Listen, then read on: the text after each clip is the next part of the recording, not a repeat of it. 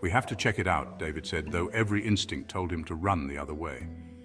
They followed the light, which led them to a small old cemetery hidden deep in the forest. In the center of the cemetery stood a solitary gravestone, and at its base was the source of the light, a flickering lantern. The music box was sitting next to the lantern, its melody haunting and melancholy.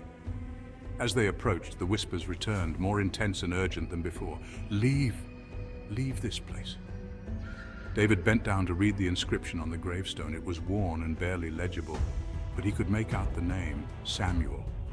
"It's him," David said, his voice barely a whisper. "The man from the diary." As they stood there, the ground beneath their feet began to tremble. The whispers rose to a deafening crescendo, and shadows emerged from the trees surrounding them. "Join us.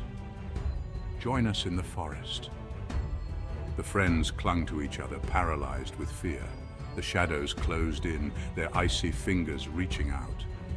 David felt a cold hand on his shoulder, and a voice whispered in his ear, "You should have listened." In a final, desperate attempt, David grabbed the lantern and smashed it against the gravestone. The light extinguished, and the shadows recoiled with a terrible scream. The ground stopped shaking, and the whispers fell silent. The friends found themselves alone in the cemetery, the fog lifting to reveal a clear path back to the town. They wasted no time, running until they reached the edge of the forest, their hearts pounding with relief. They never spoke of that night again, but the memory haunted them. They knew that Blackwood Forest held secrets best left undisturbed, and the whispers in the dark were a warning they would never forget. Come on, it's just a bunch of old stories to scare kids, David said, leading the way with a flashlight in hand. His friends, Sarah, Mike, and Jenny, followed closely, their laughter echoing through the silent woods.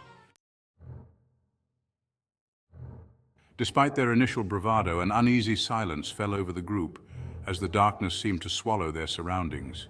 "Did you hear that?" Sarah whispered, clutching Mike's arm. A distant rustling sound echoed through the trees, too close for comfort. "It's probably just an animal," Mike said, though his voice betrayed a hint of nervousness. They continued on, but the feeling of being watched grew stronger with each step. After what felt like hours, they stumbled upon an old, abandoned cabin in a small clearing. Its wooden walls were rotting and the windows were shattered, giving it an eerie, skeletal appearance.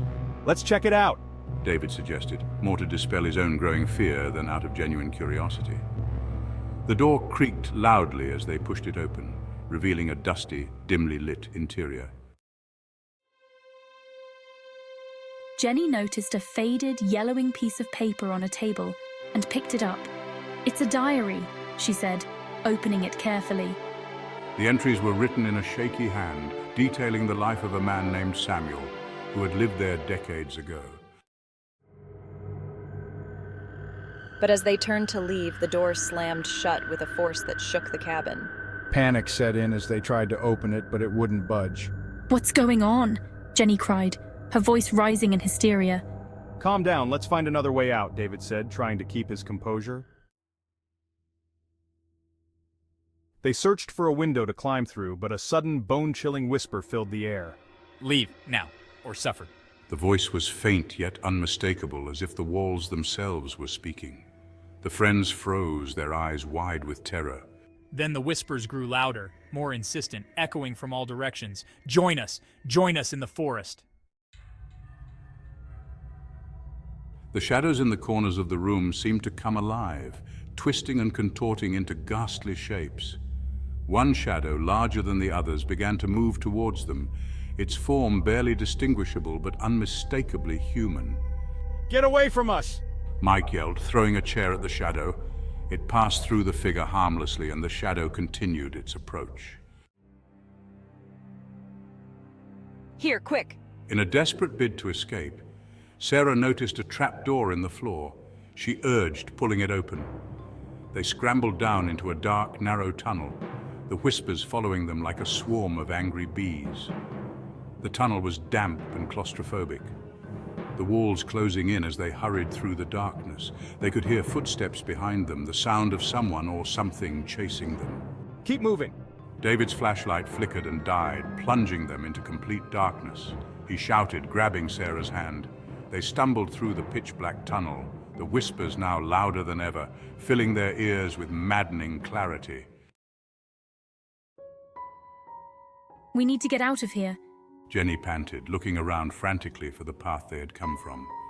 But the forest seemed different, as if it had shifted while they were in the cabin. The familiar landmarks were gone, replaced by an endless maze of identical trees. We're lost. Mike said, panic creeping into his voice. No, we just need to stay calm and find the way back. David insisted, though he was struggling to believe his own words. They started walking, hoping to find the path, but the forest seemed to close in around them, leading them in circles. As the night wore on, their fear turned to exhaustion. They found a small clearing and collapsed, too tired to continue.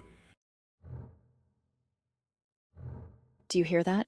As they huddled together, trying to stay warm, they heard a distant sound, the faint strains of music, like an old broken music box. Sarah whispered, her eyes wide with fear. The music grew louder, and they saw a faint flickering light in the distance.